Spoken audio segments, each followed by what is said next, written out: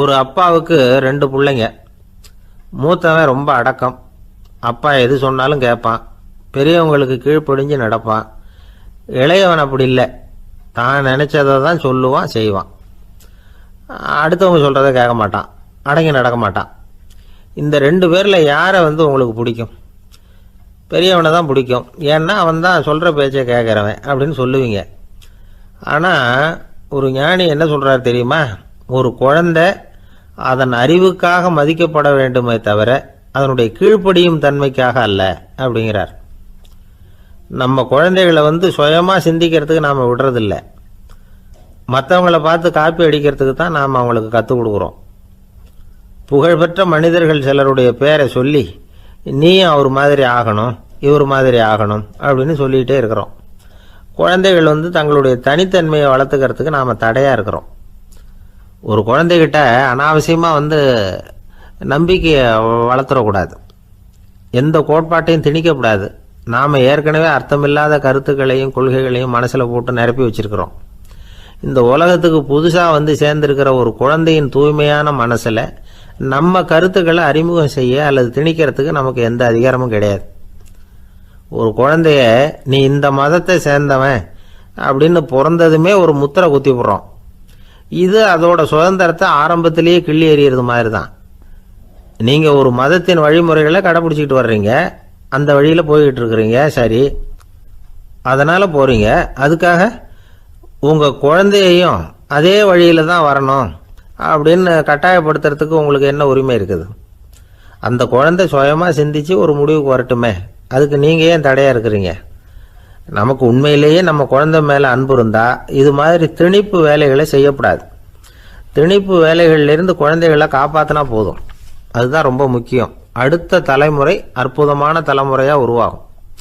நாம் தான் சாதி மத சங்கடங்களில் மாட்டிக்கிட்டு தவிக்கிறோம். அவங்களாவது சாதி மத வேறுபாடு இல்லாத சமுதாயத்தை பார்க்கட்டுமே, அந்த சௌகரியங்களை அனுபவிக்கட்டுமே. அதுக்கு நாம் என்ன செய்யணும்னா ஒன்றும் செய்யாமல் இருந்தால் போதும். ஒரு குழந்தைகிட்ட நம்ம கருத்தை திணிக்கும் பொழுது என்ன ஆகுது தெரியுமா? அது அவனை அவங்ககிட்ட இருந்தே அப்புறப்படுத்தி விடுது. அவனுடைய தனித்தன்மையை அழிச்சுடுது. அவனை ஒரு எல்லைக்குள்ளே திணிச்சுடுது. இதெல்லாம் அன்புங்கிற பேரால் பெற்றோர்கள் செய்கிற தப்பு. இதெல்லாம் கேட்டுக்கிட்டு இந்த காலத்தில் அப்பா ஒருத்தர் சொன்னார், நான் கருத்துக்களை எல்லாம் என் பையன்கிட்ட திணிக்கிறது இல்லைங்க, ஆனால் அதிகமாக சாப்பிட சொல்லி கட்டாயப்படுத்துவேன் அப்படின்னார். உங்கள் வீட்டு சமையல் அவ்வளோ நல்லா இருக்குமான்னு கேட்டாங்க. நல்லா இருந்தால் நான் ஏன் அவனை சாப்பிட சொல்லி கட்டாயப்படுத்த போகிறேன் அப்படின்னார். ஒருத்தன் எப்படி நடந்துக்கிறாங்கிறத வச்சு தான் அந்த ஆள் எப்படிங்கிறத நாம் முடிவு பண்ணுறோம். ஆளுமைன்னு சொல்கிறோம்ல, அதுக்கு சூழ்நிலைகளை ஆளுகின்ற தன்மை அப்படின்னு விளக்கம் கொடுக்குறார் ஒரு உளவியல் நிபுணர். சரி, ஒரு மனிதனுடைய ஆளுமையை உருவாக்குகிற விஷயங்கள் என்னென்ன? பிறப்பு, வளர்க்கப்பட்ட விதம், படிப்பு, நண்பர்கள், சமுதாயம், இப்படி நிறைய உண்டு. ஆளுமையின் அடிப்படையில் சில மனநோய்கள் உண்டாகுது. அதெல்லாம் என்னென்னங்கிறத தெரிஞ்சு வச்சுக்கிட்டோம்னா நம்ம கூட இருக்கிறவங்கள அடையாளம் கண்டுபிடிக்கிறதுக்கு அது ரொம்ப உபயோகமாக இருக்கும். ஃப்ரெனாய்டு ஆளுமை அப்படின்னு ஒன்று. இந்த கோளாறு உள்ளவங்க எப்படி இருப்பாங்க தெரியுமா? அதிக உணர்ச்சி, சந்தேகம், பொறாமை இதெல்லாம் அதிகமாக இருக்கும். வளைஞ்சு கொடுக்க மாட்டாங்க. அடுத்தவங்களோட இணக்கமான உறவு இருக்காது. அவங்க செய்கிற தப்புக்கெல்லாம் அடுத்தவங்களை குறை சொல்லிகிட்டு இருப்பாங்க. இது ஒரு ரகம். அடுத்தது ஸ்கிசாய்டு ஆளுமை அப்படின்னு சொல்கிறாங்க. இந்த கோளாறு உள்ளவங்க அடுத்தவங்களோட பழக கூச்சப்படுவாங்க. சின்ன வயசுலேயே இது ஆரம்பமாயிடுது. பகல் கனவுலேயே சஞ்சரிப்பாங்க. அவங்களுடைய விரோதம், கோபம் இதை கூட வெளியில் காட்டிக்க முடியாமல் இருப்பாங்க. இவங்களுக்கு அகமுகம், பிரச்சனைகள்லேருந்து ஒதுங்கி எதுலேயும் ஈடுபாடு இல்லாதவங்களாக இருப்பாங்க. இப்படி ஒரு ரகம். அடுத்தது சைக்ளோதமிக் ஆளுமை அப்படின்னு சொல்கிறாங்க. அது என்னென்னா உணர்ச்சிகளில் ஏற்றத்தாழ்வு அதிகமாக இருக்குமா. சில சமயம் பார்த்தா மகிழ்ச்சியாக இருப்பாங்க, சில சமயம் சோகமாக உட்காந்துருப்பாங்க. அவங்க மனநிலைக்கு தகுந்த மாதிரி சமூக நிகழ்ச்சிகளில் பங்கெடுத்துக்குவாங்க. இன்னொரு வகை என்னென்னா எண்ணப்பீடிகை ஆளுமை அப்படின்னு பேர் வச்சுருக்கிறாங்க. அதுக்கு இவங்களுக்கெல்லாம் கரெக்டாக இருக்கணும். எல்லாம் சட்டத்திட்டம் இதுலேயும் ஒரு ஒழுங்குமுறை, இப்படி எதிர்பார்க்குற மனோபாவம். இவங்க எதிர்பார்ப்புக்கும் வரன்முறைக்கும் மற்றவங்க கட்டுப்படணும்னு நினைப்பாங்க. இந்த நிலைமை நீடிச்சா என்ன ஆகும் தெரியுமா? அலைக்கழிக்கிற எண்ணங்கள் திரும்ப திரும்ப ஒரே செயலை செய்ய தூண்டுற மன தளர்ச்சிக்கு ஆளாயிடுறாங்க. அடுத்தது ஹிஸ்டீரியா ஆளுமை. சின்ன விஷயத்தையெல்லாம் பெருசுப்படுத்தி நாடகமாக்குற நடிகர்கள் இவங்க. உணர்ச்சி அதிகம் உள்ளவங்க. இவங்க மன எழுச்சியில் பக்குவமின்மை, குழந்தைத்தனம், முதிர்ச்சியின்மை எல்லாம் இருக்கும். தன்னலம் மிக்க குணம், பிறர் தன்னை மட்டுமே கவனிக்கணும்னு நினச்சி செயல்படுறது, இதெல்லாம் இவங்க அடையாளம். அடுத்த ரகம் எப்படின்னா வளர்ச்சியற்ற ஆளுமைன்னு சொல்கிறாங்க. அடுத்தவங்களோட இணங்கி போக முடியாதவங்க, அறிவு, மன எழுச்சி, சமூக உறவு இதில் எல்லாம் போதுமான வளர்ச்சியையும் நிறைவையும் பெற முடியாதவங்க. இவங்களால வாழ்க்கையில் முன்னேற முடியாது. பிச்சைக்காரங்க, குற்றவாளிகள் இவங்க கிட்டெல்லாம் இது மாதிரியான ஆளுமை அதிகமாக இருக்குமா. அடுத்தது என்னென்னா சோர்வு உடைய ஆளுமை. எதுலேயும் உற்சாகம் இல்லாமல் சோர்ந்து போயிருப்பாங்க. அதுக்கெல்லாம் நமக்கு வலிமை இல்லைப்பா அப்படின்னு சொல்லிட்டு இருப்பாங்க. சின்ன விஷயங்களுக்கெல்லாம் அதிர்ச்சி அடையிறது, வாழ்வின் சுவையை அனுபவிக்க முடியாதவங்க. இன்னொரு ரகம் இது கொதித்தெழும் ஆளுமைங்கிறாங்க. எதுக்கு எடுத்தாலும் ஆத்திரம், குரோதம், வன் செயல் இதுலெல்லாம் ஈடுபாடு இப்படி உள்ளவங்க. நத்தை வகை ஆளுமை அப்படின்னு ஒன்று. அடுத்தவங்க மேலே விரோதம் இருக்கும், அடிக்கணுங்கிற எண்ணம் இருக்கும். ஆனால் அதை அப்படியே வெளியில் காட்டாமல் அதே சமயம் அமைதியான முறையில் வெறுப்பை வெளிக்காட்டுற ரகம். இவங்கெல்லாம் பேசாமல் கம்முன்னு இருந்துக்கிட்டே நினைச்சதை நிறைவேற்றிக்கிடுவாங்க. முன்ஜாக்கிரதை ஆளுமை அப்படின்னு ஒரு ரகமா. பாதுகாப்பின்மை, சந்தேகம், முழுமையின்மை, அறவேக்காட்டுத்தனம் இந்த மனப்போக்கு அதிகமாக இருக்கிறதுனால அகம்பாவம், புடிவாதம், எச்சரிக்கை எல்லாம் அளவுக்கு மீறி இருக்கும். இதுவரைக்கும் நாம் பேசிக்கிட்டு இருந்த ஆளுமை பண்புகள் அளவுக்கு அதிகமாக போயிட்டுதுன்னா ஆளுமை கோளாறுகள் ஏற்படும். அதன் அடிப்படையில் மனவியாதிகள் வருமா. அதனால் இணக்கமான, எல்லாரும் விரும்புகிற இயல்பான ஆளுமையை பெறுவதற்கு நாம் முயற்சி செய்யணும் அப்படிங்கிறது மனோதத்துவ நிபுணர்களுடைய ஆலோசனை. ஒருத்தர் ஒரு மனோதத்துவ டாக்டரை தேடிட்டு வந்தாராம். டாக்டர், எனக்கு மனசில் ஏதோ வியாதி, ஆளுமை கோளாறு, அதாவது எனக்கு சீக்கிரமாக செத்து போனால் தேவையில்லைன்னு தோணுது அப்படின்னாராம். உடனே அந்த டாக்டர், சரி அப்படின்னா இங்கே இருங்க, நான் வைத்தியம் பார்க்குறேன் அப்படின்னாராம். ஒரு ஏரி ஓரமாக 2 பசங்க நடந்து போய்கிட்டு இருக்கிறாங்க. அதில் ஒருத்தன் பணக்கார வீட்டு பையன், இன்னொருத்தன் ஏழை. இவங்க 2 பேரும் போய்கிட்டு இருக்கிறாங்க. வழியில் ஒரு இடத்துல ஒரு ஜோடி செருப்பு இவங்க கண்ணில் படுது. ஒரு விவசாயி அந்த செருப்பை அங்கே விட்டுட்டு பக்கத்தில் இருந்த ஏரியில் கை காலை கழுவிட்டு இருக்கிறார். உடனே அந்த பணக்கார பையனுக்கு ஒரு ஐடியா. அவன் சொன்னானா, டேய், இப்போ ஒரு வேடிக்கை செய்யலாம். அந்த செருப்பு 2ஐயும் தூக்கி எட்டத்தில் வீசி எரிஞ்சிருவோம். அந்த ஆள் பார்த்துட்டு செருப்பை தேடி அல்லாடுவான், அங்கேயும் இங்கேயும் ஓடுவான், திருன்னு முழிப்பான். அதை பார்த்து நாம் ரசிக்கலாம், நல்ல தமாஷா இருக்கும் அப்படின்ட்டுருக்கான். இப்படி சொல்லிவிட்டு அந்த செருப்புகளை தூக்கத்துக்கு போனானா. கொஞ்சம் பொறு அப்படின்னானா அந்த ஏழை பையன். ஏன்னு கேட்டிருக்கான் அவன். இப்போ அந்த ஏழை பையன் சொன்னானா, நீ சொல்கிறது ஒன்றும் வேடிக்கை கிடையாது. உன்னோட செருப்பு தொலைஞ்சா உன் அப்பா உடனே உனக்கு வேறு செருப்பு வாங்கி கொடுத்துருவார். ஆனால் அந்த ஆளுக்கு இந்த செருப்பு தொலைஞ்சதுன்னா வேறு புதுசாக வாங்கிறதுக்கு வாயையும் வயத்தையும் கட்டி பணத்தை சேர்க்க வேண்டியிருக்கும். அதனால் நான் ஒரு வேடிக்கை சொல்கிறேன், அது மாதிரி செய், அது இன்னமும் தமாஷா இருக்கும் அப்படின்னானா. எப்படி அது சொல்லுன்றிருக்கான் அவன். செருப்பு 2ம் அது இருக்கிற இடத்துலையே இருக்கட்டும். உன் சட்டை பையிலிருந்து ஒரே ஒரு ரூபா நாணயத்தை எடு. அதை அந்த செருப்பு மேலே அதோட குதிகால் பகுதியில் வச்சுட்டு நாம் 2 பேரும் அந்த மரத்துக்கு பின்னாடி ஓடி போய் மறைஞ்சு நின்றுக்குவோம். அப்புறம் பாரு வேடிக்கை அப்படின்னா. அதே மாதிரி ரூபா காசு செருப்பு மேலே வச்சுட்டு இவங்க 2 பேரும் மறைஞ்சு நின்றுக்கிட்டாங்க. கொஞ்ச நேரத்தில் அந்த விவசாயி வந்தார். காலில் உள்ள மண்ணை தட்டிவிட்டு செருப்பை மாட்டுறதுக்காக போனார். அங்கேருந்து காசு கண்ணில் போட்டுவிட்டுது. அவருக்கு ஆச்சரியமாக போச்சு. அதை கையில் எடுத்து பார்க்குறார். 4 பக்கமும் திரும்பி திரும்பி பார்க்குறார், யார் இதை வச்சுருப்பான்னு. கடைசியில் ஆகாயத்தை பார்க்குறார். ஆண்டவா, இது உன்னோட கருணை தான். நீ தான் யாரோ புண்ணியவான் மனசில் தர்மம் பண்ணுற எண்ணத்தை உண்டாக்கி இருக்கிற. அந்த புண்ணியவான் நல்லா இருக்கணும் அப்படின்னு வாழ்த்தி அந்த காசை கண்ணில் ஒத்திக்கிட்டாரான். மறைஞ்சிருந்து பார்த்துக்கிட்டு இருந்த ஏழை பையன் இப்படி சொன்னான், பாத்தியா, உன்னை புண்ணியவான்னு வாழ்த்தி விட்டு போகிறார் அந்த ஆள். அவருக்கும் சந்தோஷம், அதை பார்த்து நமக்கும் சந்தோஷம். உனக்கு ரூபாங்கிறது ஒரு பெரிய விஷயம் இல்லை, ஆனால் அதனால் நமக்கு கிடைச்சிருக்கிற மகிழ்ச்சி ரொம்ப உயர்வானது அப்படின்னு நானும். வேடிக்கையும் கிண்டலும் இது மாதிரி அடுத்தவங்களுக்கு இடைஞ்சலாக இல்லாமல் இருக்கணும் அப்படிங்கிறார் கலைவாணர்.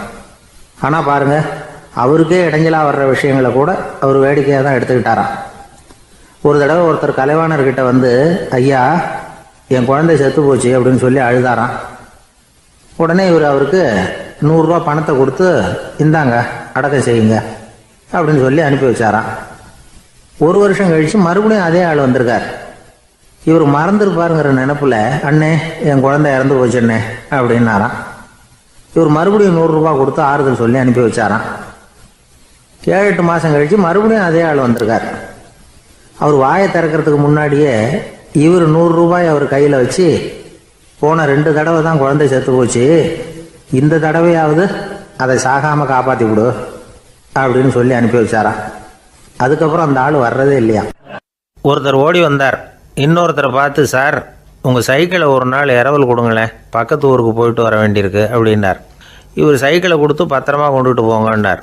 சார் இதை பத்திரமா கொண்டு போகிறேன், கவலையே வேணாம், ஏன்னா இது உங்களோட சைக்கிள் அப்படின்னு நான் நினைக்கல, என்னோட சைக்கிளாக நினைக்கிறேன் அப்படின்னார். அதுக்கப்புறம் தான் இவருக்கு உண்மையாகவே பயம் வந்துட்டுது. ஏன்னா அவர் சொன்னது மாதிரி அதை தன்னோட சைக்கிளாகவே நினச்சி தள்ளிட்டு போட்டால் என்ன பண்ணுறது. எது எதை நம்முடையதாக நினைக்கணுங்கிறதுக்கு ஒரு வரையறை இருக்குது. சில பேர் ஆஃபீஸையே வீடாக நினச்சி விடுறது உண்டு. அப்படிப்பட்டவங்க கூட வீட்டை ஆஃபீஸாக நினைக்கிறது இல்லை. ஏன்னா வீட்டில் இவர் ஆஃபீஸராக நடந்துக்க முடியறதில்ல. இதெல்லாம் ஒரு பக்கம் இருக்கட்டும், இப்போ விஷயத்துக்கு வருவோம். பொறியியல் மேதை டாக்டர் விஸ்வேஸ்வரய்யா இருந்தார் இல்லையா, பாரத ரத்னா விருதெல்லாம் கொடுத்தாங்களே. ஆஃபீஸ் வேலை வேறு, சொந்த வேலை வேறு அப்படிங்கிறதுக்கு ஒரு உதாரணமாக இருந்தவர் அவர். மைசூர் மகாராஜா கிட்ட திவானாக இருந்தார். அவர் ஒரு நாள் அரசாங்க வேலை காரணமாக வெளியூர் போயிருந்தார். ஹாசன்கிற ஊருக்கு பக்கத்தில் ஒரு பயண மாளிகை, அங்கே தங்கிவிட்டார். ராத்திரி அங்கே தங்கி இருந்துட்டு விடிஞ்சதும் ஊருக்கு திரும்புறதாக திட்டம்.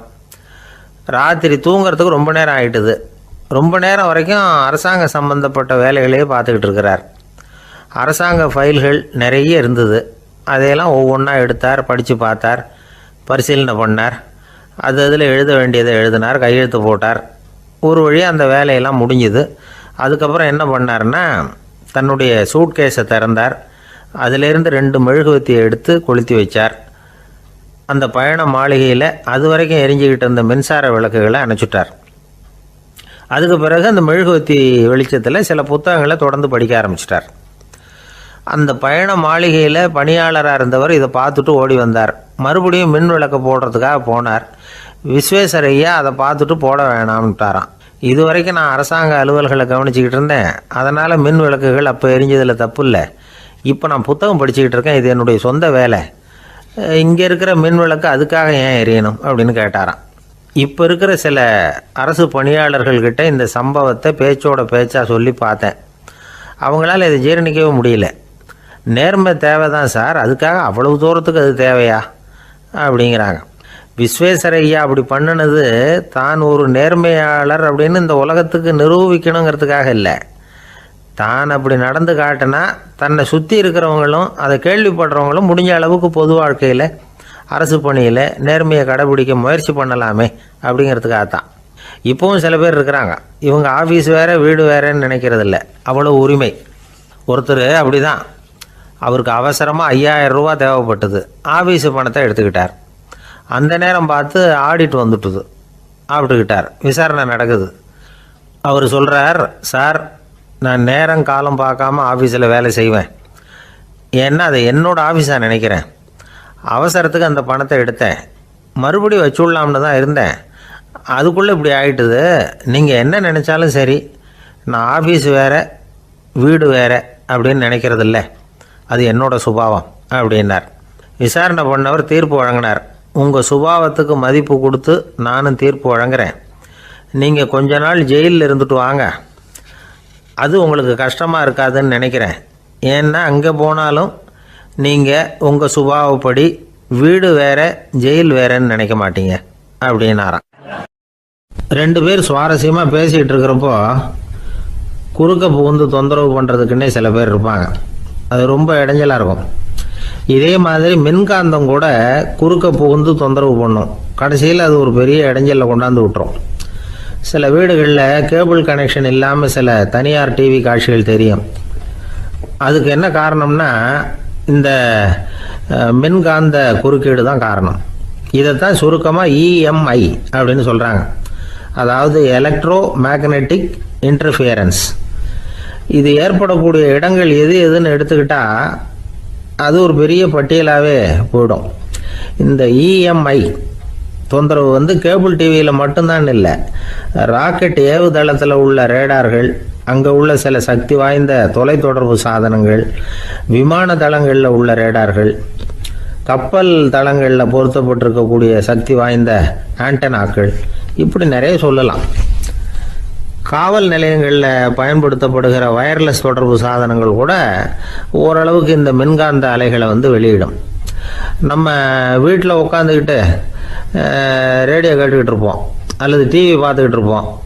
அந்த சமயத்தில் பக்கத்து தெருவில் ஒரு மோட்டார் சைக்கிள் அல்லது காரு, குறிப்பாக பெட்ரோல் இன்ஜின், அது போகிறப்போ அதில் உள்ள மின்கலத்தில் வந்து, அதாவது மேக்னட்டோ பேட்டரியிலிருந்து வெளிப்படுகிற மின்காந்த அலை இங்கே வந்து டிவியிலையும் ரேடியோவிலையும் கரகரப்பு உண்டு பண்ணும். சரி, இது வந்து பெருசாக என்ன இடைஞ்சலை உண்டு பண்ணிட போகுது அப்படின்னு நாம் அலட்சியமாக நினைக்கலாம். வயசானவங்களுக்கு மறதி நோயின்னு ஒன்று வரும்ல, அல்ஷமீர், அதாவது மூளையில் உள்ள செல்கள் வந்து செயலிழந்து போயிடுறது, அது செய்ய வேண்டிய வேலையை மறந்துடும். மனைவியே எதிரில் வந்து நின்னா கூட உன்னை எங்கேயோ பார்த்தது மாதிரி தெரியுதே அப்படின்னு சொல்லிட்டு இருப்பாங்க. அப்படி ஒரு மறதி. இந்த விசித்திரமான நோய்க்கு இதுவரைக்கும் மருந்தே இல்லைன்னு வேற சொல்கிறாங்க. இந்த மைக்ரோ ஓவன் அப்படின்னு சொல்லக்கூடிய சமையல் அடுப்புகள் கூட மின்காந்த அலைகளை வந்து வெளியிடுது. சமயத்தில் சில தொழிற்சாலைகளில் கூட பெரிய விபத்துக்களை இந்த இஎம்ஐ உண்டு பண்ணிவிடும். இதை பற்றி தீவிரமாக சிந்திக்க ஆரம்பித்ததே ஒரு விபத்துக்கு பிறகு தான். அமெரிக்காவுக்கும் வியட்நாமுக்கும் இடையில போர் நடந்தது. அந்த சமயம் அமெரிக்காவுக்கு சொந்தமான விமானம் தாங்கி கப்பல் ஒன்று வியட்நாமை தாக்கிறதுக்கு தயாராக ஏவுகணைகளோட கடலில் நிறுத்தி வைக்கப்பட்டிருந்தது. தற்செயலாக அந்த பகுதியில் கப்பல் தொலைத்தொடர்பு பகுதிக்கு அருகில் ஊடுருவிய இந்த சக்தி வாய்ந்த ரேடியோ அலைகள் ஏவுகணையில் இருந்த மின்னணு சர்க்கியூட்டை பூர்த்தி செஞ்சு வச்சுட்டுது. அவ்வளவுதான், ஏவுகணை அங்கேயே வெடித்து சிதறி போச்சு. 130 பேர் அந்த இடத்துலயே உடல் கருகி செத்து போட்டாங்க. ஏகப்பட்ட பொருள்கள் நாசம். இந்த விபத்துக்கான காரணம் என்னங்கிறத உடனடியாக யாராலையும் கண்டுபிடிக்க முடியல. ரொம்பவும் கடுமையாக முயற்சி பண்ணி கடைசியாக கண்டுபிடிச்சாங்க, இது வந்து இந்த இஎம்ஐ வேலை தான் அப்படின்னு. மின்னணு தொலைபேசிகள் இருக்க, இதில் பேசும்பொழுது நம்ம காதை வந்து, அதாவது செவியை வந்து ஊடுருவக்கூடிய மின்காந்த அலையானது மூளைக்கு போய் அங்கே மூளை கட்டிகளை உருவாக்க ஊக்கம் கொடுக்குது அப்படின்னு வேற கண்டுபிடிச்சிருக்கிறாங்க. இந்த இஎம்ஐ ரொம்ப குறைஞ்ச மின்காந்த அழுத்தத்தில் நமக்கு எந்த பாதிப்பையும் ஏற்படுத்துறதில்லை. மின்காந்த அலைகள் அழுத்தத்தோடு இருக்கிற இடங்களில் ரொம்ப நேரம் இருந்தோம்னா நம்ம உடம்பின் வெப்பநிலை 2 டிகிரி செல்சியஸ் வரைக்கும் அதிகரிக்குதாம். அதனால் வெப்பநிலையை வந்து சீராக்கிறதுக்கு இதய துடிப்பும் வந்து அதிகரிக்குது. இப்படிலாம் கண்டுபிடிச்சிருக்கிறாங்க. இப்போல்லாம் இந்த மின்காந்த குறுக்கீடுகளை தடுக்கிறது எப்படி அப்படின்னு விஞ்ஞானிகள் யோசனை செய்ய ஆரம்பிச்சிருக்கிறாங்க. இந்த விஷயத்தில் அலட்சியமாக இருந்தோம்னா எதிர்காலத்தில் நிறைய பேருக்கு இந்த ஞாபக மறதி நோய் வந்துடும். அப்புறம் அது ரொம்ப கஷ்டமாக போயிடும். ஒரு குடும்ப தலைவர் தன் மனைவியை பார்த்து, யார் நீ, உன்னை எங்கேயோ பார்த்தது மாதிரி இருக்குதே அப்படின்னு சொல்லிக்கிட்டு இருந்தார். உடனடியாக அவரை போய் பார்த்தேன். வாங்க டாக்டர்கிட்ட போகலாம் அப்படின்னு. அவர் என்னை தனியாக அழைச்சிட்டு போய் காதோட காதாக மெதுவாக சொல்கிறார், இதை பாருப்பா, என் கையில் பணம் இல்லாத போகலாம், அப்படி மறதி நோய் வந்துட்டது மாதிரி நடிச்சுக்கிட்டு இருப்பேன், அவ்வளவுதான், அதை நீ கண்டுக்காத அப்படின்னார். இந்த உலகமே ஒரு நாடக மேடை, நாம் எல்லாரும் நடிகர்கள். இது வந்து ஞானிகள் சொல்கிறது. இது ஒரு பக்கம் இருக்கட்டும். இந்த உலகத்துக்குள்ளே எத்தனையோ நாடக மேடைகள், எத்தனையோ நடிகர்கள், எத்தனையோ நாடகங்கள், இதெல்லாம் எப்படி ஆரம்பமாச்சு? அதுதான் இன்றைக்கி தகவல். அதாவது ஆதி மனிதன் பேச ஆரம்பிக்கிறதுக்கு முன்னாடி சைகையாலேயே எல்லாத்தையும் சொல்லிக்கிட்டு இருந்தான். அதனால் அப்போவே நடிப்பு ஆரம்பமாயிட்டுது. முதல்ல ஒரு வேட்டையைத்தான் அவன் வந்து நடித்து காட்டியிருப்பான். இவன் எப்படி போனான், எதிரில் மிருகம் எப்படி வந்தது, அதோட எப்படி சண்டை போட்டான், எப்படி அடித்து கொண்டுகிட்டு வந்தான், இதை அப்படியே மற்றவங்களுக்கு நடித்து காட்டியிருப்பான். ஏன்னா மொழி கிடையாது. இந்த காலத்துலலாம் நாடகங்களில் நடிக்கிறவங்கள நடிகர்கள்ங்கிறோம். ஒரு காலத்தில் இவங்களுக்கு என்ன பேர் தெரியுமா? திஸ்பியர்கள் அப்படின்னு பேரான். இதுக்கு காரணம் உண்டு. அதாவது 2000 வருஷத்துக்கு முன்னாடி கிரீஸ் நாட்டில் திசிபியஸ் அப்படின்னு ஒரு ஆள் இருந்தான். அவன் ஒரு பெரிய நாடக கலைஞன். அவன் சில இளைஞர்களை சேர்த்துக்கிட்டான், பயிற்சி கொடுத்தான், நாடக குழுவை உருவாக்கினான். நடிகர்களையும் நாடகத்துக்கு தேவையான பொருள்களையும் ஏற்றிக்கிட்டு போகிறதுக்கு ஒரு வண்டியையும் தயார் பண்ணான். அந்த வண்டியிலேயே அவன் வந்து கிரேக்க நாடு பூராவும் சுற்றினான். ஊர் ஊராக நாடகம் போட்டான். ஒரு ஊருக்கு போனதும் அங்கே நாடகம் நடத்த தியேட்டர் இருக்கா அப்படிங்கன்னு எல்லாம் பார்க்கறது இல்லை அவன். ஏன்னா அப்போலாம் தியேட்டர்னா என்னென்ன தெரியாது. நாடகம்னா அது ஒரு மூடிய கொட்டைக்குள்ளே தான் நடத்தணுங்கிறது அப்போ யாருக்குமே தோணலை. இந்த வண்டி போகும், அதுவே ஒரு பகுதி அப்படியே ஒரு மேடை மாதிரி விரிச்சிக்கும். அதில் ஏறி நின்றுக்கிட்டு நாடகத்தை நடித்து காட்டுவாங்களாம். மக்கள்லாம் எதிரில் தரையில் உட்காந்து அதை பார்த்துக்கிட்டு இருக்கிறது. உலகத்தின் முதல் நடமாடும் தியேட்டர் இதுதானா. இந்த திசிபிஎஸ் தான் முதலாக உலகத்தில் நாடகம்ங்கிற பொழுதுபோக்கை நடத்தி காட்டினவன் அப்படின்னு சொல்கிறாங்க. அவன் சொந்தமாக நாடகம் எழுதுனா, நடித்தான், நாடகத்தை இயக்கினான். அதனால தான் அவனை first man of the theatre அப்படின்னு சொல்லுவாங்க. அவன் தான் நாடக மேடையின் முன்னோடி. கிரேக்கர் காலத்திலேயே நாடக ஆசிரியர்கள், நடிகர்கள், ரசிகர்கள் இவங்கெல்லாம் உருவாயிட்டாங்களாம். நாடகத்தின் சரித்திரத்தில் இந்த 3 பிரிவும் ரொம்ப முக்கியம். அதாவது கிரேக்க தியேட்டர்கள்லாம் திறந்த வெளி மேடைகள் தான். பெரும்பாலும் மலைச்சரிவுகள், அதுவே படிப்படியாக பண்ணியிருப்பாங்க. கீழே அரைவட்ட வடிவில் மேடை, அதுக்கு ஆர்கெஸ்ட்ரான்னு பேர். பிற்காலத்தில் இதில் உட்காந்து இசைக்குழுவினர் வாய்ச்சதுனால இசைக்குழுவுக்கே ஆர்கெஸ்ட்ராங்கிற பேர் வந்துட்டுது. இப்போ கிரேக்க தியேட்டர்களில் ஒன்று, அதோட காலம் கிமு 340. அதை இன்னமும் பாதுகாத்து வச்சிருக்கிறாங்களாம். எபிடாரஸ் அப்படிங்கிற இடத்துல அது இருக்குதான். இன்னமும் அந்த தியேட்டரை பயன்படுத்திக்கிட்டு வர்றாங்களாம். சிறந்த கிரேக்க நாடகங்கள்லாம் அங்கே நடிக்கிறாங்களாம். ஆரம்ப காலத்திலேயே கட்டணம் கிடையாது. அப்புறம் பின்னாடி தான் நுழைவு கட்டணம்லாம் அப்படியே வந்துட்டு தான். நடிகர்கள் பளபளப்பான ஆடைகள் உடுத்தியிருப்பாங்களாம். இந்த குதிகால் உயர்ந்த காலணிகள் போட்டிருப்பாங்களாம். இதெல்லாம் பழைய குறிப்புகள். பலவிதமான உருவங்களில் மாஸ்க் அப்படின்னு சொல்லப்படுற முகமூடி. அதனால் ஒரே நடிகர் பல வேடங்களில் நடிக்கிறது உண்டான். ஆரம்பத்தில் பெண் நடிகர்கள் கிடையாது, எல்லாம் ஆண் நடிகர்கள் தான். ரோமானியர்கள் தான் முதல் நிரந்தர நாடக மேடையை கட்டினவங்க. அதுதான் முதல் தியேட்டர். கிமு 1048 காலகட்டத்தில் பாம்பிங்கிற நகரத்தில் அதை கட்டியிருக்கிறாங்களாம். கிரேக்க ரோமானிய தியேட்டர்களின் அடிப்படையிலேயே இந்த இத்தாலிய வடிவ அமைப்பாளர்கள் இந்த குதிரை லாட வடிவில் ஒரு ஆடிட்டோரியத்தை உருவாக்கினாங்களாம். இப்படி அதை பற்றி நிறைய தகவல் இருக்குது. 1576 லண்டனில் இந்த வின்ஸ்பர்ரி, அப்புறம் இந்த பில்ட்ஸில், அப்புறம் ஜேம்ஸ் இப்படிங்கிறவர் முயற்சியால் தான் இங்கிலாந்தில் முதல் தியேட்டர் உருவாச்சான். அப்படி ஒருத்தர் இருந்தாராம். உலக நாடக மேடையின் வரலாறு இதுதான். அதாவது இப்பெல்லாம் அறிவியல் வளர்ச்சி அதிகமாயிட்டுது. திரைப்படம், தொலைக்காட்சி எல்லாம் வந்தாச்சு. ஒவ்வொரு வீடுமே ஒரு குட்டி தியேட்டர் மாதிரி ஆயிட்டுது. தொலைக்காட்சி முன்னாடி உட்காந்து எழுந்திருக்கவே மனசு வர்றதில்லை. ஒரு அம்மா ஒரு மனோதத்துவ டாக்டரை தேடிட்டு வந்தாங்களாம் இந்த காலத்தில். டாக்டர், எங்கள் வீட்டுக்காரர் எப்போ பார்த்தாலும் டிவி முன்னாடி உட்காந்துக்கிட்டு அதையே வெறிச்சு பார்த்துக்கிட்டு இருக்கிறார், உத்து பார்த்துக்கிட்டு இருக்கார், எனக்கு சந்தேகமாக இருக்குன்னாங்களாம். இது மனக்கோளாறு இல்லைங்க, ஆர்வ கோளாறு, அவ்வளவுதான், இதுக்காக பயப்படாதீங்கன்னாரான் டாக்டர். அப்படி இல்லை டாக்டர், டிவி ஓடும் பொழுது நாம் எல்லாம் அதை பார்க்குறோம் சரி, ஆனால் அவர் அப்படி இல்லை, டிவியை நிறுத்தினதுக்கு அப்புறமும் அதையே உத்து பார்த்துட்டு உட்காந்துருக்கிறார், அதனால தான் சந்தேகப்பட்டு உங்ககிட்ட வந்தேன் அப்படின்னாங்களாம். ஒருத்தர் ரொம்ப அவசரமாக போயிட்டு இருந்தார். எங்கே சார் போகிறீங்கன்னு கேட்டோம். எனக்கு வேண்டியப்பட்ட ஒருத்தருக்கு குழந்தை பிறந்திருக்கிறதாக செய்தி வந்திருக்கு, அதுதான் ஆஸ்பத்திரிக்கு போயிட்டுருக்கேன், பார்த்துட்டு வரலாம்னு அப்படின்னார். அப்படின்னா கொஞ்சம் இப்படி உட்காருங்க அப்படின்னோம். சில விவரமெல்லாம் சொல்கிறேன், கேட்டுக்கிட்டு போங்க அப்படின்னோம். உட்காந்தார். அப்புறம் சொல்ல ஆரம்பித்தோம். புதுசாக பிறந்திருக்கிற ஒரு குழந்தைய பார்க்க போகிறதுன்னா அது சாதாரண விஷயம் இல்லை, அதில் ரொம்பவும் கவனமாக நடந்துக்கணும். புது குழந்தைக்கு நோய் சுலபமாக தொற்றும், முக்கியமாக காற்று மூலமாக பரவுகிற நோய்கள் சுலபமாக வந்துடும். அதனால் நமக்கு உடம்பு சரியில்லைன்னா குழந்தைய விட்டு கொஞ்சம் தள்ளியே இருக்கிறது தான் நல்லது. பெரியவங்களை பொறுத்த வரைக்கும் சாதாரணமாக உள்ள ஒரு கிருமி கூட குழந்தைய பொறுத்த வரைக்கும் ரொம்ப மோசமான ஒரு கிருமியாக இருக்கும். சில வெளிநாடுகளில் எப்படி தெரியுமா, பிறந்த குழந்தை தூங்கிக்கிட்டு இருக்கிற ஒரு ரூமுக்கு போகணும்னா போகிறவங்க முகமூடி போட்டுக்கணும், காலணிகளை மாற்றிக்கணும், அவ்வளவு சுத்தமாக உள்ளே போய் பார்த்துட்டு வரணும். பொதுவாக சில ஆஸ்பத்திரிகளில் பார்த்தீங்கன்னா பார்வையாளர்கள் நேரத்தில் விசிட்டிங் ஹவர்ஸ் தாயை விட்டு குழந்தைய தனியாக பிரித்து வச்சுருவாங்க. எதுக்குன்னு நினைக்கிறீங்க? அந்த நேரம் பல பேர் வருவாங்க போவாங்க, அவங்க கை கால் சுத்தமாக இருக்காது, சுத்தமில்லாத கைகள் மூலமாக கிருமிகள் பரவும். சுத்தமில்லாத கைன்னா மண்ணு தூசி படிஞ்சிருக்கிற கை மட்டும் தான் அர்த்தம் இல்லை. சாலையில் கையை வீசிக்கிட்டு நடந்து வர்றீங்க, குழந்தைய பொறுத்த வரைக்கும் அது கூட சுத்தமில்லாத கை தான். தாயை தவிர மற்றவங்க குழந்தைய தூக்காமல் பார்த்துக்கிறது நல்லது.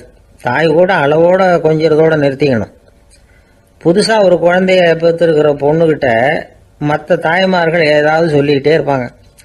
குழந்தைய அப்படி வளர்க்கணும், இப்படி வளர்க்கணும் அப்படின்னு ஏதாவது அட்வைஸ் பண்ணிக்கிட்டே இருப்பாங்க. இப்படி ஓவராக அறிவுரை பண்ணுறது அந்த பொண்ணை குழப்பி விட்டுரும். அதனால் அப்படிலாம் பண்ணக்கூடாது. அந்த பெண்ணே ஏதாவது கேட்டால் கூட டாக்டர் சொல்ல வேண்டிய விவரங்களை எல்லாம் நாமே சொல்லிக்கிட்டு இருக்கக்கூடாது.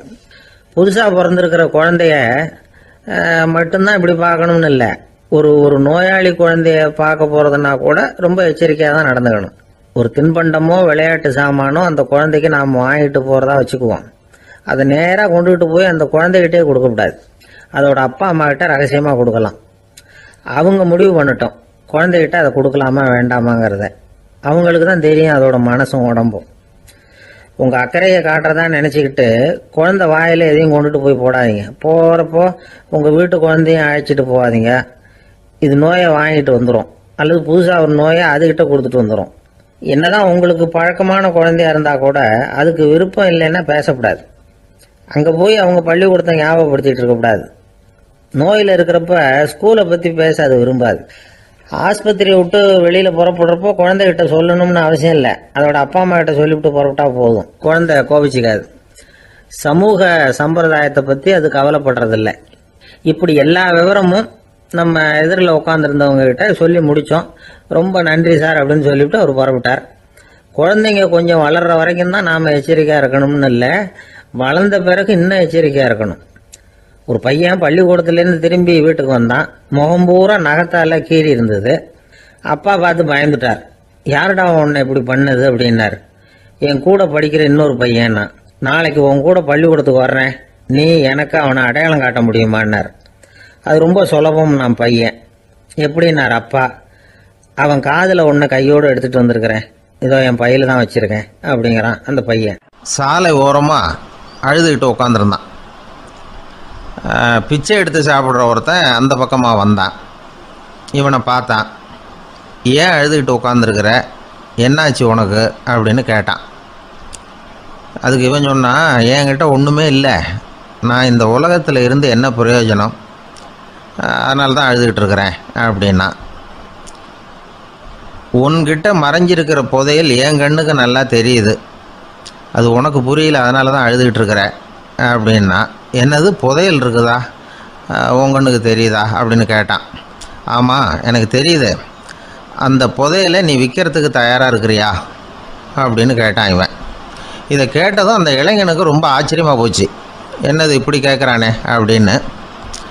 என்கிட்ட ஒரு காசு கூட இல்லையே, அப்படி இருக்கிறப்போ புதையல் எங்கேருந்து வந்தது அப்படின்னா.